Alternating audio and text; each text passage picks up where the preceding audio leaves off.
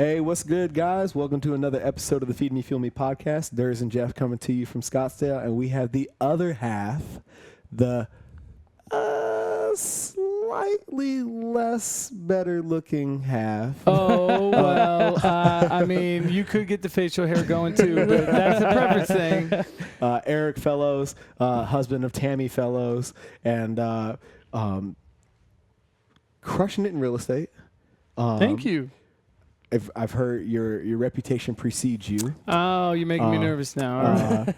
But, you know, we've met numerous times.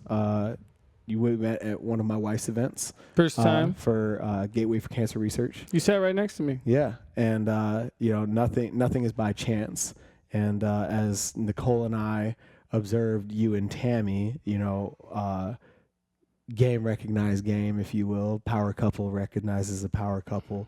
I'll take that compliment. When you guys walk in the room, you know, you're one of those couples that matches. Mm-hmm. You know, like, oh yeah, that works. You know what I'm saying? I wish I got that all the time, but I appreciate it. It's very obvious. You know what I mean? And like myself, you know, we outkicked our coverage. You know, I love that term. I've heard it before. That's what I meant. I hope that I wish I would hear that more often because a lot of time everyone's like, dang, how? And I'm like, well, what is wrong with me? Like, how is I can carry this, man. Right, Come on. Like, please. You got to have that confidence. Damn. You do. I mean, she's a smart girl. Yeah. But, you know, we as we've gotten to know each other, last week we sat down for a couple of hours and I really got to dive in on your story. And one of the critical points I want to bring to light in our conversation today is that divergence. You had an opportunity to move into a life as a professional tennis player and opted to go another way. Well, I don't know about... And you're still at the top of your game. I'm physically, no injuries. I feel really good. Mm-hmm. I appreciate you saying I had the opportunity to play professionally. That's more like a try. Let's see how far. Okay. Yeah, I don't think there was any givens there, but you're right. You know, right out of college, I was going to go over and play for a club, Estenfeld, over in Germany. Mm-hmm. And I was tired. And the whole deal with the club was I was going to go over with a friend of mine who played with me, and you split your winnings. You could stay at the club. You know it was going to be hostile style. Right. Travel around. And I opted to go to Tucson to see a friend of mine and kind of chill with him for the summer. Mm-hmm. And then 2 weeks later, I didn't have any more choices in life. they ran out. I literally met Tammy. I knocked on her door opened. I didn't believe in it, but then you see someone and you're like, oh, wow. And of course she's gorgeous right out of the gate, but then you meet her and, you know, she's my best friend. And the best part is I'm still learning. I'm still meeting her. Like, I'm still dating her. I'm still learning cool stuff about her. She's got these magazines now. It's fantastic. We're just having a lot of fun. Yeah. You know, all of that. But yeah, that was a big moment. And, and I was incredibly blessed with that. Yeah. I could have wasted my whole summer over in Germany making no money, tired, you know, traveling around. Of course, that's the reason everybody wants to go. Right. You know, it's all minor league stuff. Mm-hmm. So I wouldn't say had the opportunity to play more tennis. I like that. Okay. Yeah. And the beauty is I still get to, and honestly, by not wearing myself out early in life, I physically feel really good. Yeah. Like I have no injuries. You know, we talked about CBD cream a little bit. That stuff's been fantastic. I really just, you know, at 45, I feel fantastically good. That's and awesome. then, you know, we're going to step it up once I work my way into your gym. Dude. You know, I was telling Tammy, I said, I got to up my real estate game because I can't afford this. So I said, so when I can afford getting in there, it's going to, like you said, you do sport specific training, which is really attractive, as you know. Sure. And you've already trained professional tennis players. So, yeah, I'm wanting to get in there. So we're going to have to cut a deal or something, maybe off camera. What got you into talk tennis about it. and what did you learn from it? Because I know people, especially like the Russian countries, they have like breeding grounds where they try to be like Anna Kournikova or whatever, like, and they're super focused, like robotic about it. Was Yeah. it the same for you? Like, what did you learn from tennis? Because You know, I entered really soft. Really? I entered really soft. I was playing a lot of soccer, And, you know, in my youth, I lived all over the country. My parents were divorced. My dad was in the Air Force. So, I mean, I was 1st through 3rd grade in South Carolina, 4th grade in California, 5th grade Arizona, 6th and 7th out in South Carolina, 8th through 12th up in New York. None of these states even connect or make sense, but just bouncing around. My parents were really young, and I think that, I don't know, at some point they thought 3 years with me and 3 years with you was a good idea, but I'd say that's not a good idea. So we bounced around, but we would always come back to Bozeman, Montana, where I'm from. In the summer times, that's where I was. And my grandfather was a tennis player. Okay. And he was a beautiful human being. He was a great guy. And he put my brother Corey and I in tennis lessons. Oh, okay. And so I've always just been a good all-around athlete. I can pretty much play any sport. And tennis just really gravitated to me because I didn't have to worry about passing the ball to somebody who wasn't going to do a give and go or do it right. And all of a sudden I was like, oh my gosh, this is all on me. Like I can take on this guy one-on-one. It was like boxing, but without the punching. Sure. And chess.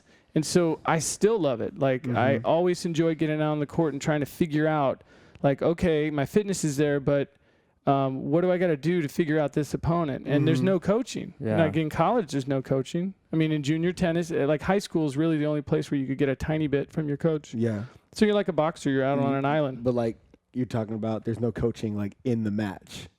There's no coaching in the match at all. So you're out there on your own, and especially at the NCAA level, I mean, that's a huge no-no. Coaches will stand really far away from the court and watch.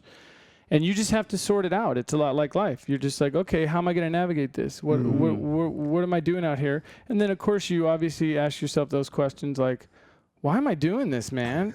Like, this is like difficult. This guy's jawing at me. I've never seen a tennis fight, so can you please calm down? You know, right? Yeah. Like, can you? So I've been looking on YouTube. I'm like, I don't see a tennis brawl. So why are you running your mouth? You know. So anyhow, I came to it kind of soft because I was taking tennis lessons in Montana. And then I carried it over when we moved to New York. I kept playing, and I had to kind of make one of those choices. Which one? I can't play all these sports. Okay. Because I would have loved to have, I mean, in another life, I'd love to have been a professional soccer player. That's like, soccer was my first love, and I married tennis. Does that all make sense? That makes perfect sense. Absolutely. Yeah. Sure. Right? That's the best analogy I've been able to come up with. So, like, World Cup comes on, I watch every game. Jacob, my soccer player in the family, he's phenomenal. He's quite gifted. That kid could go and play anywhere. And so, it just kind of grew. And then it was on me. It was on me after that. And, you know, play a lot indoor, obviously in upstate New York. And then from there, you know, I really wanted to play in college. That's really what I wanted to do. And so I did. And while I was playing in college, really the big story with my tennis career is that I decided in the summertime that I needed to make money. Because you cannot, when you're being paid to play in college, you literally cannot get caught making money. So I decided to go. I got in because I knew a guy who got me into the world headquarters in Hilton Head, South Carolina. And so I went there and I played with like Amanda Coetzer, Yonette Kruger, David Nakin, Wayne Ferreira, all those guys. I was absolutely blown away. I was a young guy. I had a good game, but I didn't know, like, it wasn't that good. And so I got better, and that's literally that summer I switched from a two-handed backhand to a one-handed backhand attacking style because I was dealing with all these people that were actually playing on the pro tour. Yeah. And they were like, Eric, your game is like north and south. You're very good east and west, but you love to come in. You love to attack. You love to serve and volley. You're not kidding anybody, hitting the two-hander and then switching to the slice. We know you're coming. Like, wow. You switch to a one-hander, you know he's coming. So, so I changed it up that summer, and then that next year I got an offer to become the head tennis professional up in Kennebunkport, Maine, and I got offered a ridiculous amount of money, a kid with no bills, right? And I decided, I was like, gosh, you know, this would be. I should have gone back to Hilton Head. Sorry, Kenny Bunk. But I should have gone back to Hilton Head because that was such a grown-up job, and there was nobody my age. And you cannot date the members' daughters. I mean, you're like on an island there. Yeah. Right. And I would have been better off being on an island in Hilton Head around, because Hilton Head was great because you got to play these matches on Sundays in these big stadiums in front of all the tourists that would come, and that was exciting. And then in Kennebunk, I went straight into a serious job, like playing. I got to play tennis with all the Bush family, play tennis at Walker Point. All of that stuff was amazing. But man, you'd go home at night. You're like, wow, I made a lot of money today. But I'm pretty quiet. Time to read a book. So I did that in the summer times, and then eventually, my last year, I was gonna go play over in Europe, and then everything just. I feel like I just hit fast forward to this couch, because then I met Tammy, and I was only gonna just take the summer off and then figure out where I wanted to go, what I wanted to do, and then, well, I mean, what's really convenient for me. You guys have had Tammy sitting right here. So she should have gone before me, because I don't even have to explain. She's fantastic. She's my best friend, and she's super exciting. She's a hell of an athlete. She can ski the phone book. She hates it when I say that. She's like, why do you say phone book? I go, well, because everybody knows what I'm saying. Yeah.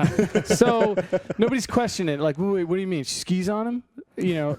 So she can ski, scuba dive. She plays tennis. She plays tennis really well. Really? Yes. Really surprised some of the boys, because they hadn't hit with her in a while. We were just up in Pine Canyon playing tennis a little while ago. Yeah. Nice. And, the boys get a lot of the athletic prowess from their mom.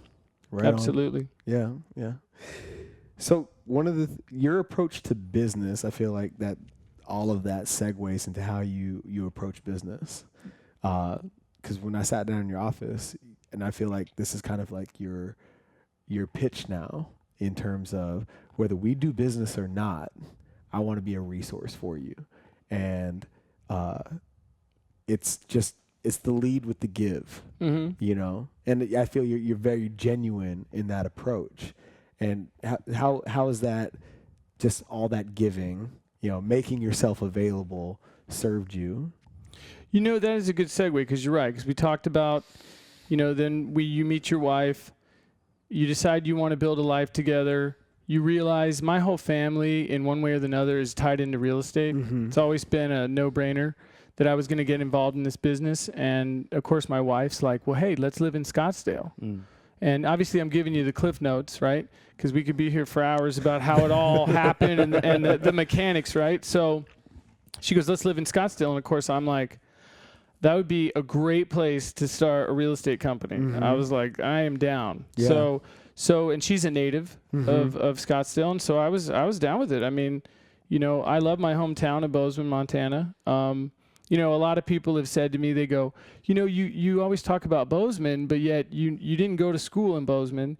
You didn't live there for years at a time, but that was really the only place growing up that stayed in the same place.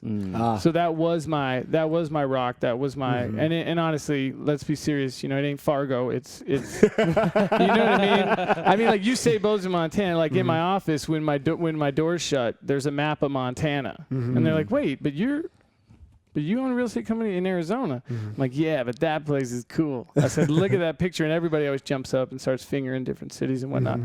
But then moving into real estate, it was just a natural fit for me, because I really enjoy the service side of it. People think that it's sales, and it's not. New agents are like, yeah, but I know how to sell. And I'm like, I think you want to plug in marketing, because you're not going to make anybody live in that house. You're not going to make anybody sell that asset, and honestly, you have to earn everything in this business. You literally have to go out and earn it, like we talked about. Yeah. It was really convenient that we've talked before this podcast, because you hold the record now, 3 hours with a future potential client, but just a really cool guy, and that's why I spent so much time, because we had so much to converse about. But I talked about success fees, right, and how some people laugh. Like, if you wanted me to sell something, I would say, hey, I'm going to earn that success fee. And they're like, that's funny. Nice marketing. But it's the truth. I mean, your doctor, your attorney are going to get paid. Right. Whether you die or lose the lawsuit, right? They're getting paid. I only get paid if I get you what you want, right? If I get you what you want, then I'm going to get paid. So that's where the service side comes in. And that's really where, like you said, that you kind of felt me in that you knew my ultimate, like my one really big life philosophy is that life is like a gigantic survival game. That's all we're playing. Mm-hmm. And what you do is you get the best team around you, and then you see how far you can get. And that's it. And if you can get that, then you'll suddenly realize that like those toxic relationships, those people that are dragging you down, you wake up and you're like, oh, I don't want to deal with that person. Yeah. Well, you need to unplug. You need to unplug from that and plug people in and get people around you that can help you get as far as you want to go. Mm-hmm. And so that just plays into business, life, work. Yeah. Really just, and as you guys know, I mean, you guys do this podcast. You guys have, I think this podcast is brilliant, by the way. Everybody should do it because you guys are getting to plug in to like everything I'm saying, everything the next person is saying. I mean, I can't wait for your next book. No, it's coming. It's coming. No, I know. I loved your first one. I appreciate it, man. No, yeah, but staying on point, it was an easy transition, from playing tennis into essentially white collar, right? Work because I wanted to have a large family. Like when I met Tammy, the joke was I want to have 8. I think you might remember her saying that. I was like, I'm ready to have 8. I want a big, huge family. And she was like, okay, let's pump the brakes now. Let's, I mean, when this is right after I met her, and I feel like even today I just snapped my fingers and all of a sudden, she cranked out 4 boys. Yeah. And we're just living the dream. Seriously. Yeah. I mean, I don't know many more people that have been as blessed as me. Yeah. But what's cool about life is then you plug in with other people and you get to hear their stories and you're like, wow, that's cool. You're like, that's cool. Yeah. Like that hike you're going on. I mean, like all that stuff is just, it just brings more passion to it all. Sure. What is it about real estate that made you gravitate towards that industry? Money.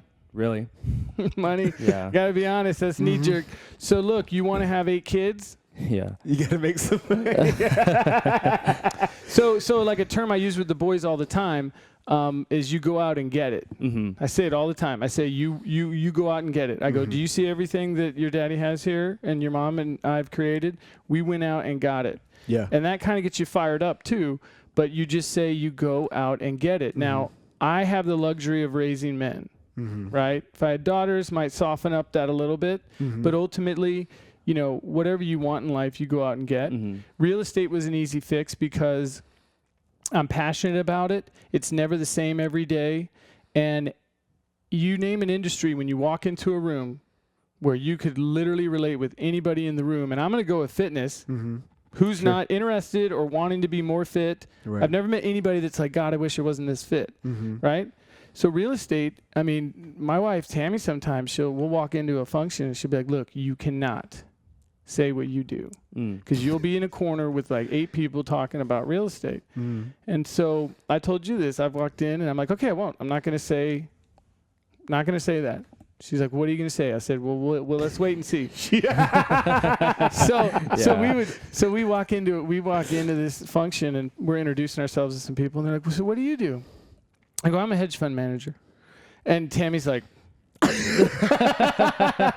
I was like, so then the people are like, oh, well, are you into commodities? Are you into, oil, gas? What are you talking about? Yeah. And I said, well, I manage people's money in real estate. And I look at Tammy, I'm like, see, I went around it. I snuck around. I came in the back door there. So it's just relevant to everybody, anything. And beautifully in this market in Scottsdale, there is so much money to be made in this town because there's just so much of it going on. If you give me like 1/10 of 1% of the business in this town, you're off to the races. I do no advertising anymore. Right. Because what you do is you take care of the clients that are around you and your farm just builds. And now I'm at the point where it's just coming at me. It's just, and the thing I do struggle with the most is I still want to give that level. They always want to talk to me. They don't want to talk to other people on my team.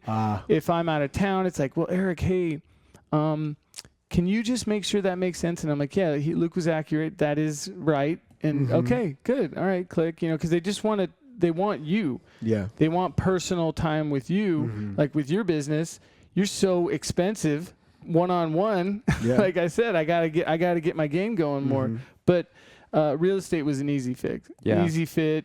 Really love it. You can make a lot of money at it, and really just helping people get what they want, and then you get that success fee, right? I love that. And I like how you just led with the money side, because a lot of people steer away from that. They say, No. I followed a passion. It's something. Okay. Was it money, or did the passion develop because you saw? You know what I've never lacked is passion. Okay. Never lacked it. It's always been there. I just kind of channel it. I focus that laser. Like I got it focused on Tammy. That's my friend. That's my wife. So all my energy goes there. I want to help her with anything in life. And that's just the honest truth.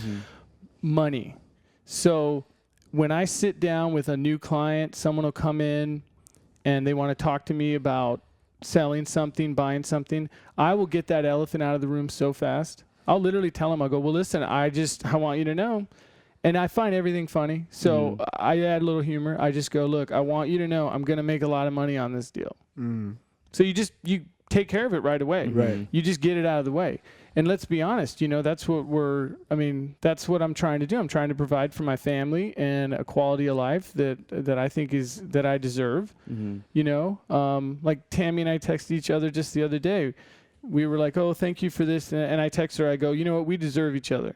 That's like, hey, guys, use that. That's all you. Just do it out of nowhere. Some of you guys will get in trouble because they'll be like, why would you ever text me that? Yeah. Where did you see that? What podcast were you on? Right. But that's just how I feel. Like, if you don't deserve it, we talked about this. This was a big moment in college about deserving things and believing it. I went to, my coach sent me to the school psychologist for normal reasons.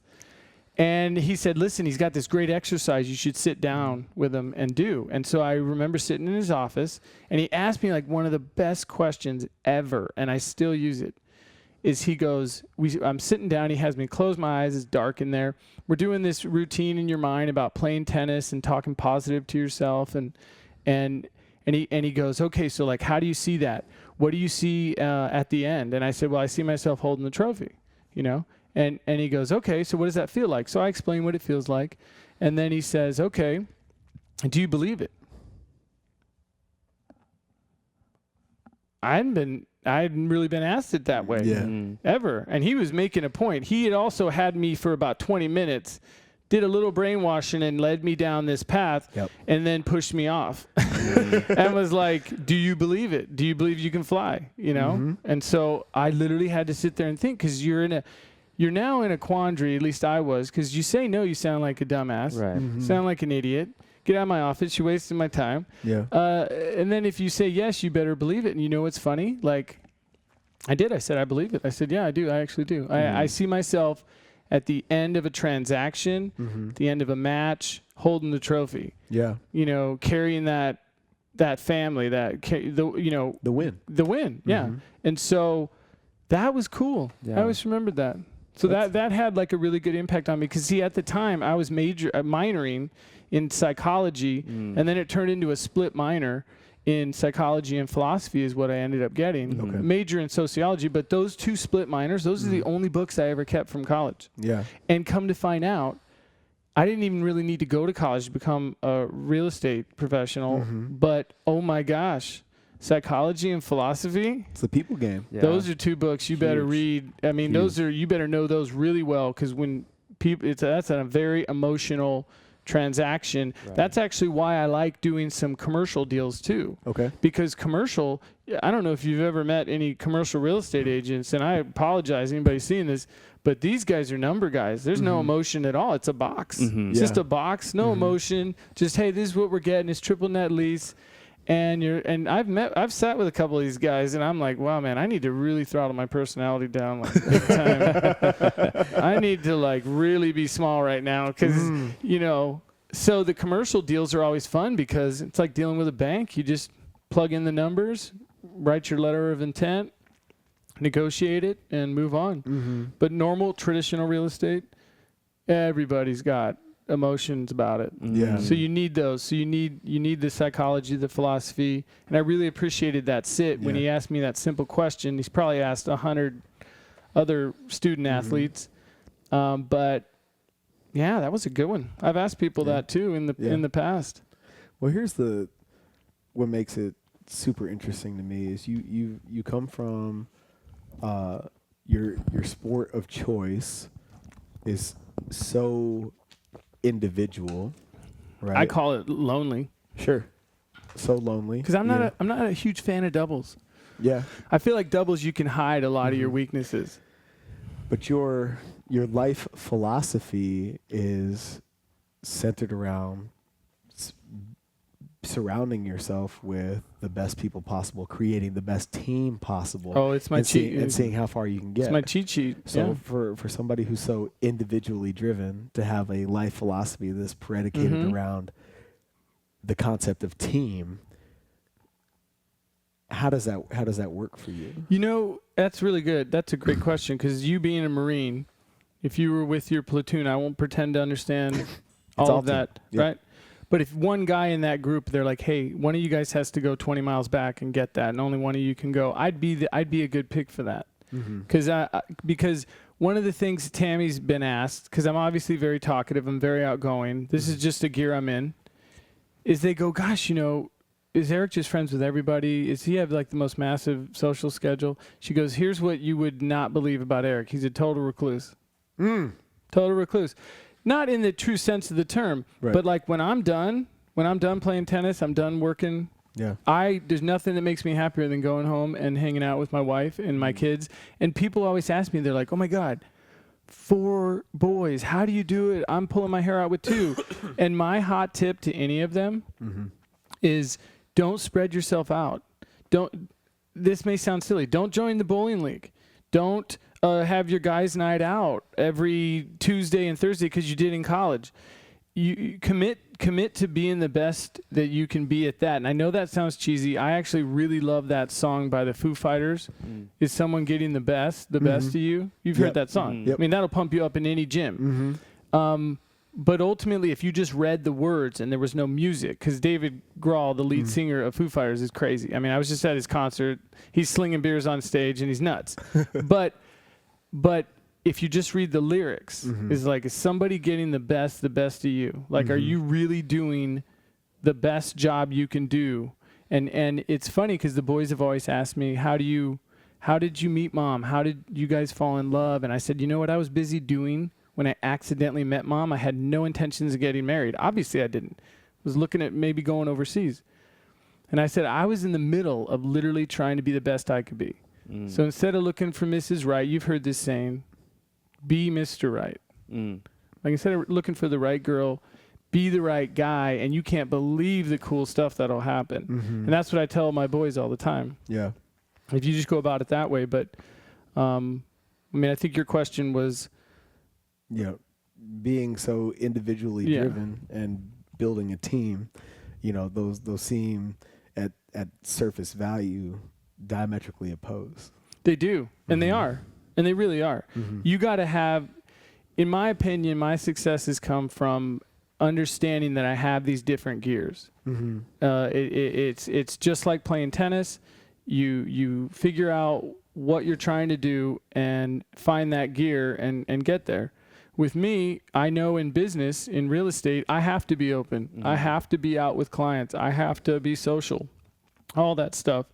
But I think that with that business model and having to be that way with people, that you inevitably almost look forward to getting on the tennis court.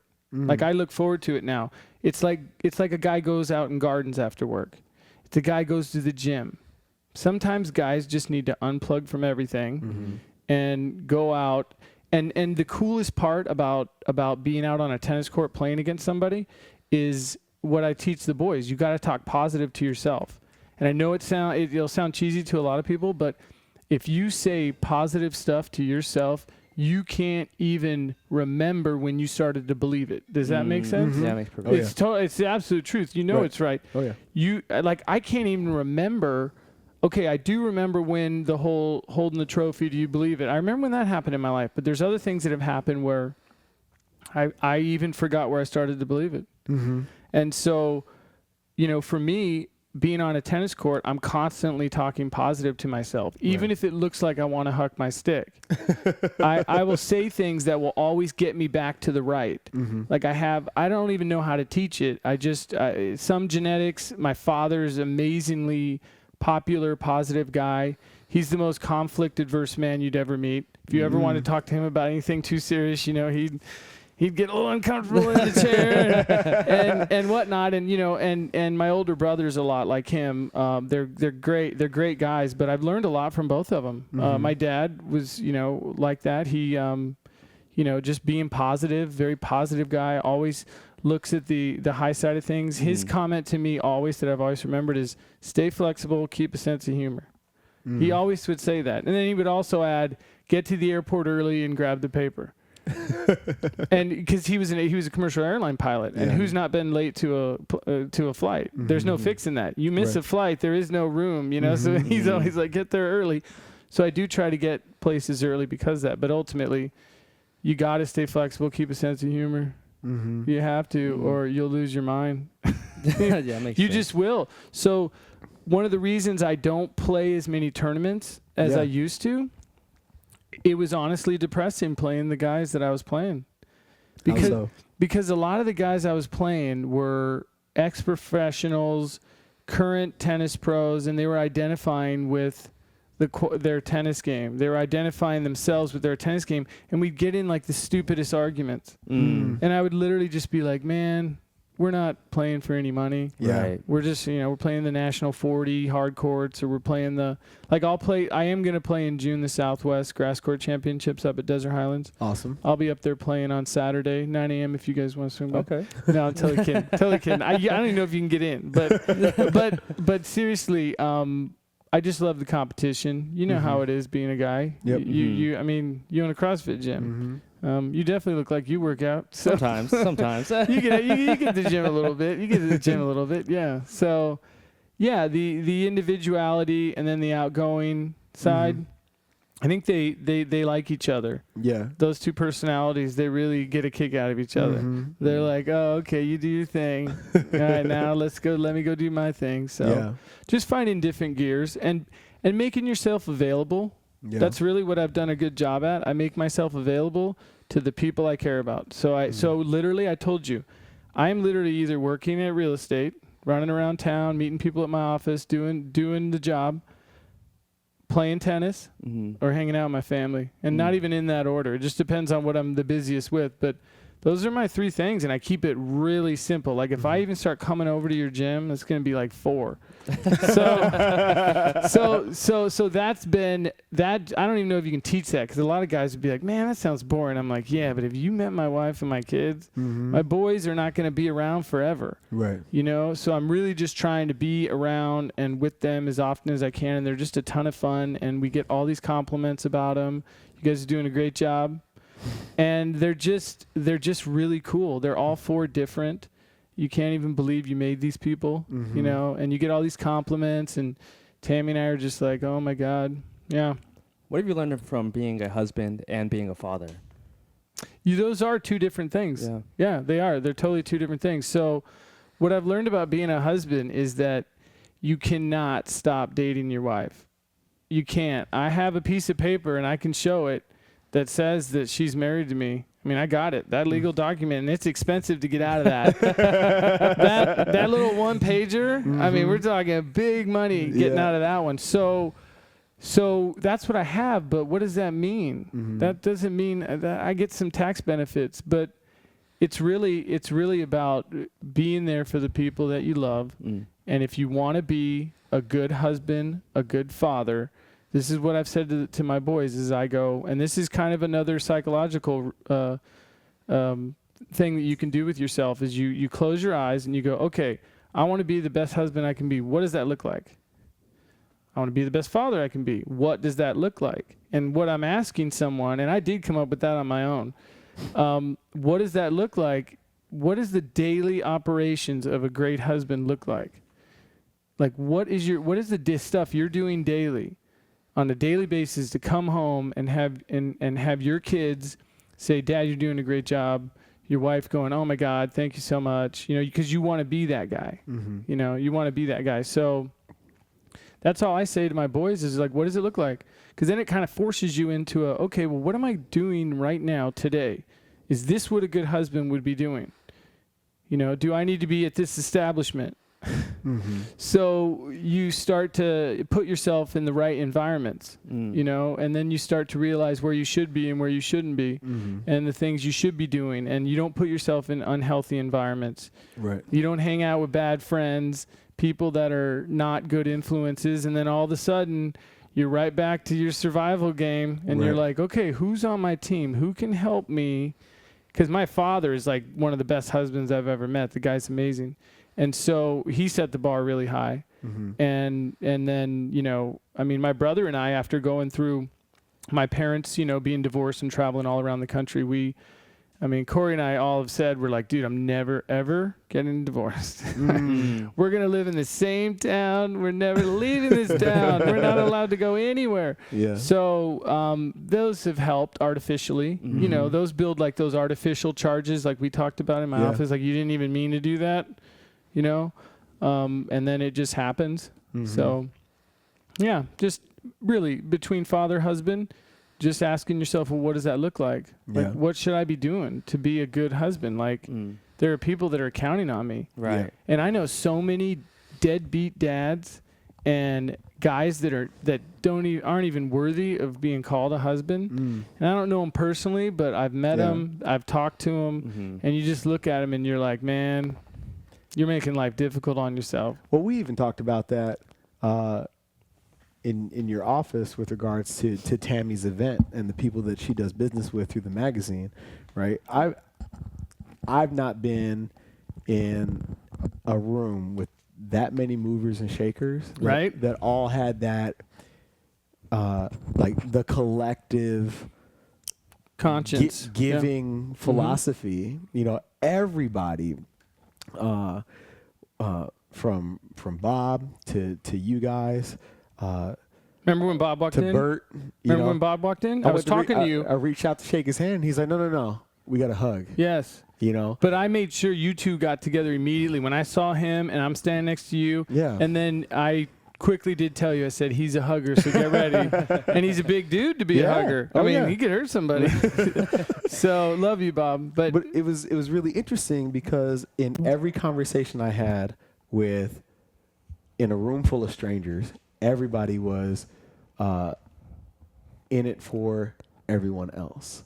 You know, whether we combine forces or you have a need, like how can we plug in so that I can help move the needle for you? Not, hey, what have you done for me lately? How can this relationship benefit me? It was, hey, what can I do for you? Who can I introduce you to help you move the needle? And we've been, you know, we met in one room and we're having this conversation as a result number 4 of Tammy's event. Like, it's rare.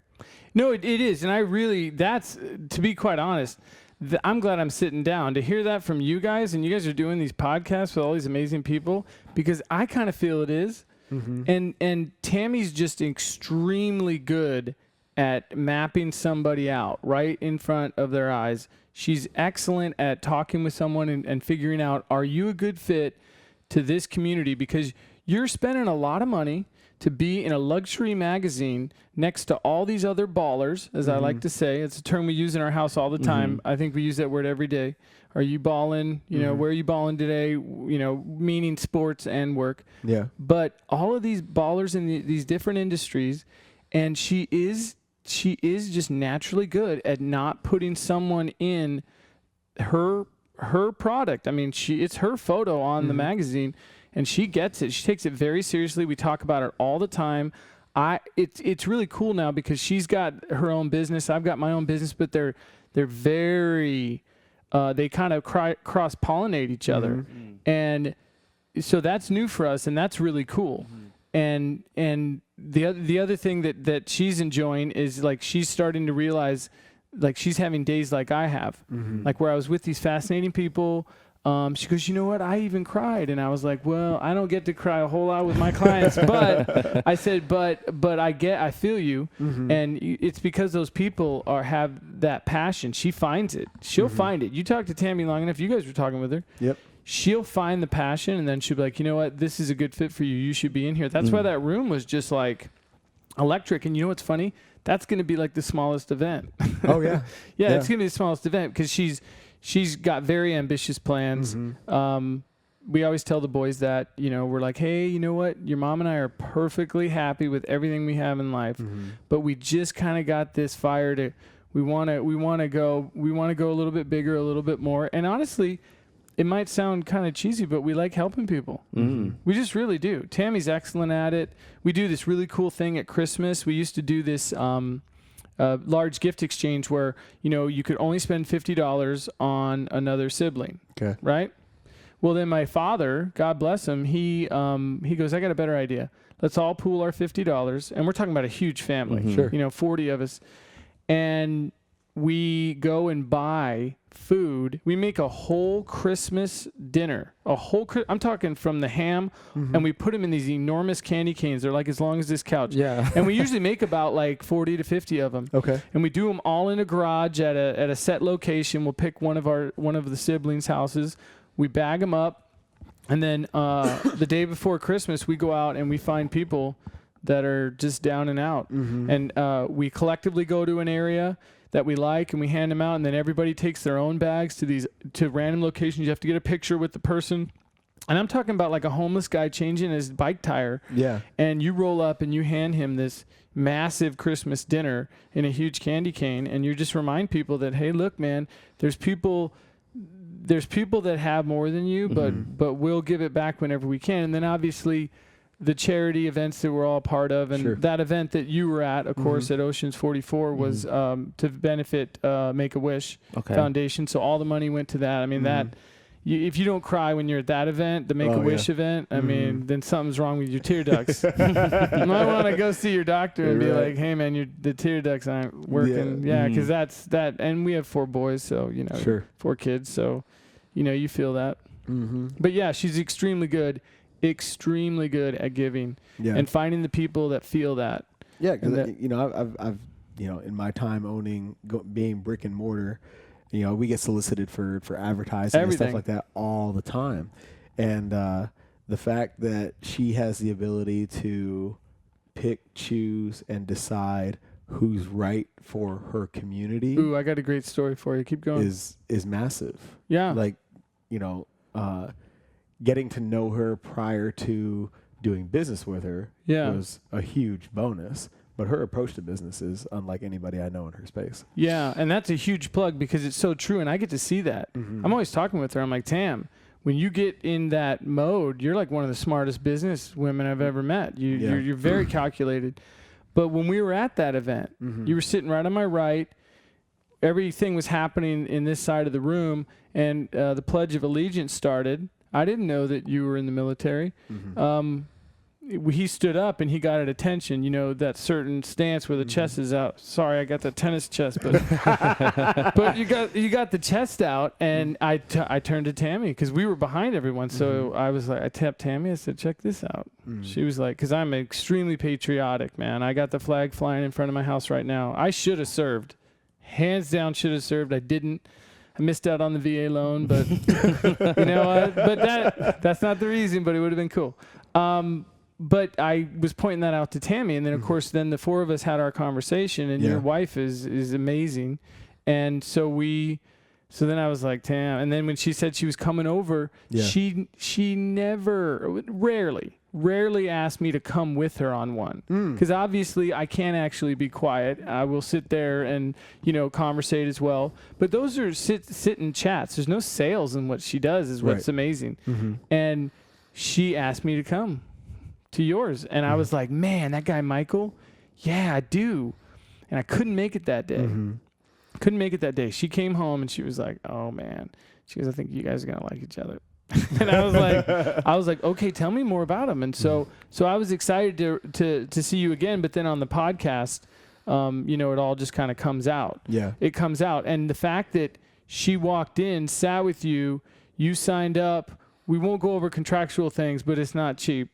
But let's just say you went with your gut. You said that. You said, I went with my gut. And when I met Tammy, I was like, I will regret letting this woman out of my life, whether I marry her or a friend. We never could have been friends, but we are friends, ironically. So I came all the way around. But I would have regretted it. Like my gut. I wish there was a better term, because gut sounds like you like threw up. But ironically, when you're really feeling it, you kind of do get nauseous. Oh yeah. So you kind of get nauseous. You're like, oh my God, I don't want to live without this person, and you feel it. Yeah, I mean we've talked about that on the show a number of times. The physical manifestation of both fear and excitement is the same. And you have to decide which is which. Yep. You will. You'll get sick to your stomach, and you're like, well, what's happening? Why? Those butterflies. You Yeah, know? and they're real. I still get them when I see her. Yeah. She laughs at me all the time. And it goes beyond just a feeling, because they say it's science, like the brain, in your gut feeling, they say it's a real thing. It has more nerves or senses in your gut. So they say, and when you really get that feeling, it's scientifically proven like it's a nerve feeling. So that's what your body's responding to. Oh yeah. So I don't know the science behind it. Oh, but I won't pretend to know. There's so much about this life. So it's a true thing. I can't wait. I mean, I can wait, but I'm looking forward to the afterlife, because I got a lot of questions. I want to be like, wow. Can you please explain something for me real quick? They're like, but hey, it's heaven, Eric. Come on in. I'll be like, no, hold on. I got a couple questions, and then I'm coming in. Okay, but I got a couple questions for you. But that made me think of something else. There's a statement that I came up with all on my own years ago, and I tell my wife this, and anybody that wants to hear it. I say, I can't get you into heaven, and it's a philosophy. It's like, look, I'm going, but as much as I love you, as much as you're my wife, I've got paperwork here at the gates that's going to get me in. I can't get you into heaven, which is a really cool way of saying we're all on our own journey. Everybody's on their own journey in life. Yeah. And, if I go before Tammy, I promised her I'm going to make the most beautiful place anybody's ever seen. And I'm sure they'll all be like, but it's heaven, you're good. I'll be like, gonna do a little touch up here. But ultimately, I can't get you into heaven, meaning you're on your own journey. Get your moral compass dialed in. I tell my boys this all the time. It's having kids, you're teaching all again. It's like when I was teaching tennis, I got better at tennis. Right. When you're teaching anything, you just get better at it. So like it's honing my skills talking to my boys, and I tell them, I go, figure out what your moral compass is. You got to know, because right now at their age, they're talking about vape pens. They're talking about jewels at high school that you see in the bathrooms, just things around high school. You got young kids. I know I'm glad you're sitting down. But it's at the junior high school level. We get these emails, kids were caught doing this, blah, blah, blah. So this is what I've told the boys. I said, look, you got to figure out what you morally would do in any given situation and be at peace with it. Ask yourself if you believe it, and then run with it, because you're going to need that skill set. You're not always going to be in this beautiful little house with your mom and I and safe. You're going to be out in the world, and something's going to happen, and you're going to have to decide what you're going to do. I have home protection. Somebody breaks into my house, I have already made the moral decision. I'm down with it. I'm going to have to kill somebody. Sure. So but those are that's an extreme case, but you have to figure out how you're going to react in a situation when somebody pulls out something, or you're presented with an opportunity to commit fraud. How about that? I mean, like you're like, oh yeah, you'll just pay me cash. You got to know. Because you got to be able to answer quickly. Yeah. So finding the moral compass, doing what you have to do in this life to get you into heaven. Live well, serve all, and ultimately, just know that, like if I tell my boys, you're gonna have to answer for everything you're doing here. Yeah. So be ready. Yeah. Be ready for the questions. Sure. That's true. Sure. What's your ultimate vision for yourself? It could be your business, your family, whatever it is. Like, what's your ultimate vision for yourself?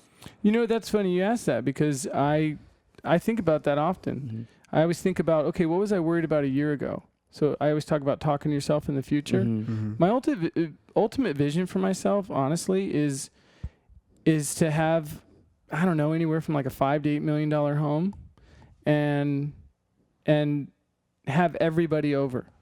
Have my house be the house where everybody comes over and we entertain. We have all of the all the kids and their wives and just have that, because my parents had that growing up. You know, my stepmother Marlis is one of the coolest women I ever met, and she, you know, I introduced her as my mom. I think it makes her uncomfortable sometimes. My mom's passed away, and she was less than a healthy person emotionally and physically, and so just be that place, be that base, that foundation. And I say $5 to $8 million home. All I'm saying is I want to have a big enough place, ideally single level with a basement and a tennis court. I have all that. I don't have the tennis court yet in the backyard, but we're kind of working on that. Mm-hmm. But ultimately have a place where everybody can come, and I want to be, you know, that guy with the old gray beard who's happy as hell, who's fit, who feels like they put together a great body of work, because that's ultimately it. Mm-hmm. Mm-hmm. Like, what's your body of work? Like, when my grandfather passed away, they asked me to speak in Bozeman, and this guy was like a legend. I won't get into it, but he just did everything, and he did it all really well.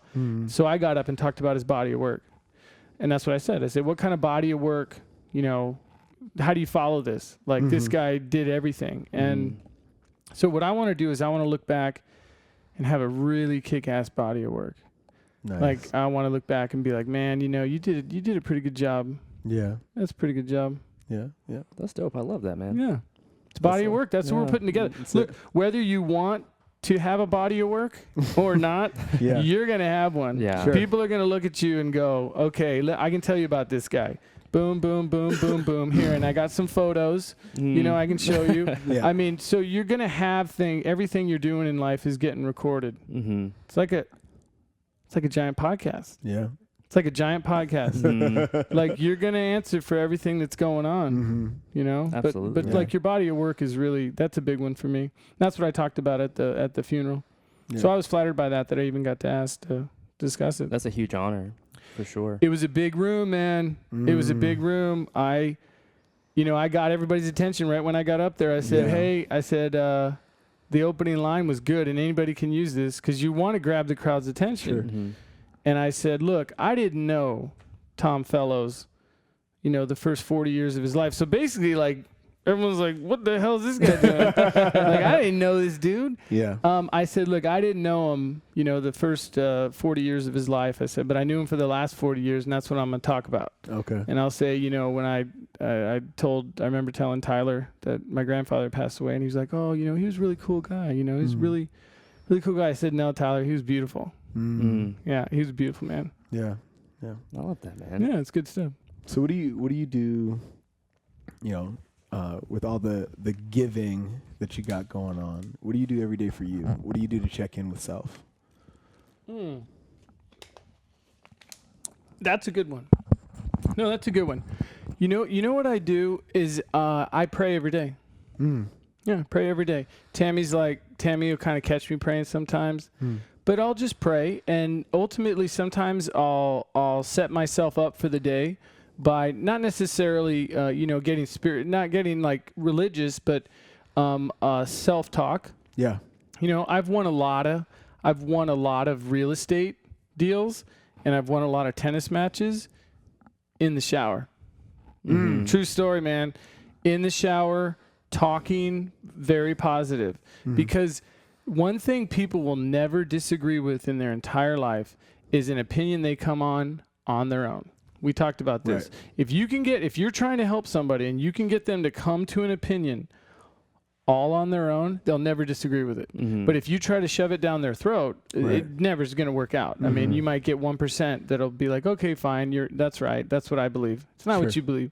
So in the shower, or just getting ready for that matter, in the day, a lot of self-positive talk. I'll say things out loud.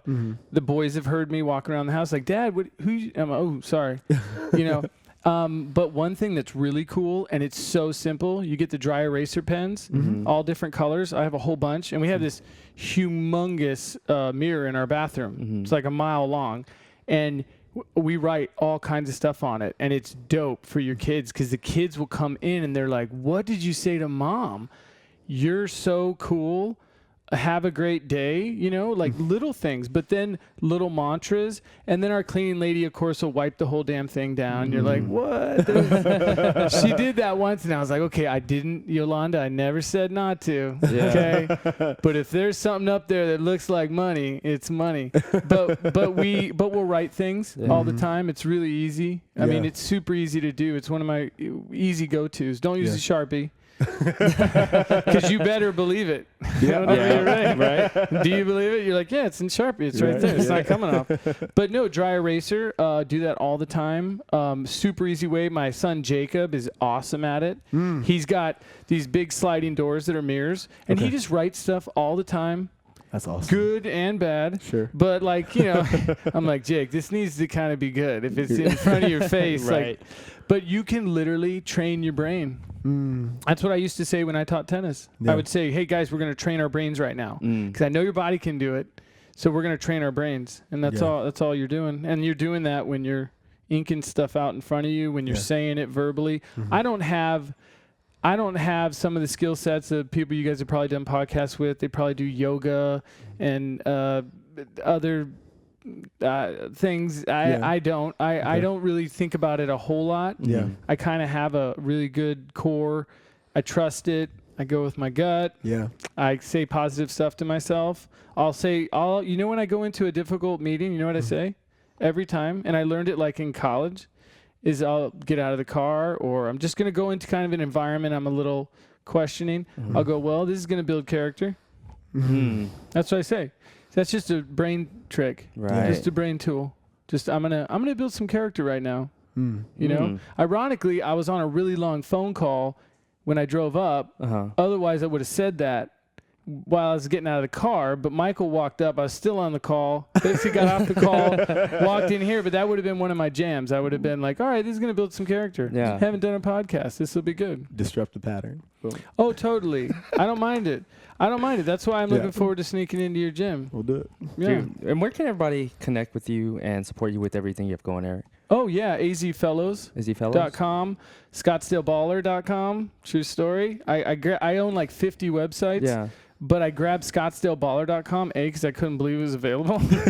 and B, when I'm playing tennis and I'm balling, is what we call it. Soccer, you're balling. Yeah.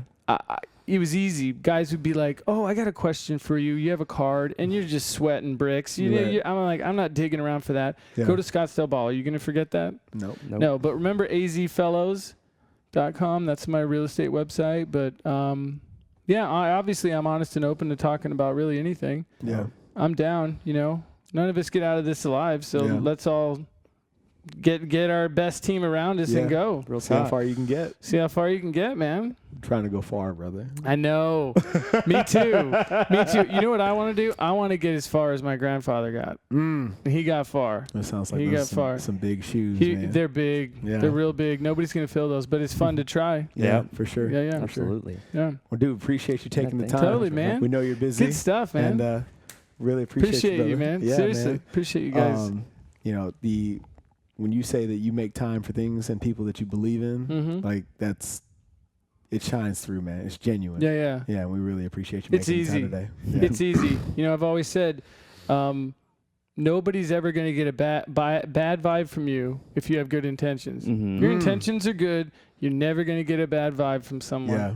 So if you just be honest and good, you're fine. Love it, man. Well, we appreciate you. Everybody out there in our tribe, check out AZ Fellows, scottsdaleballer.com. And they both get you the same place. And if you got questions about the real estate game or whatever, use Eric as a resource. And really appreciate you, man. Yeah, brother. Thank you. Thanks. Good time. Yeah, absolutely. Until next time, guys, feed me, fuel me.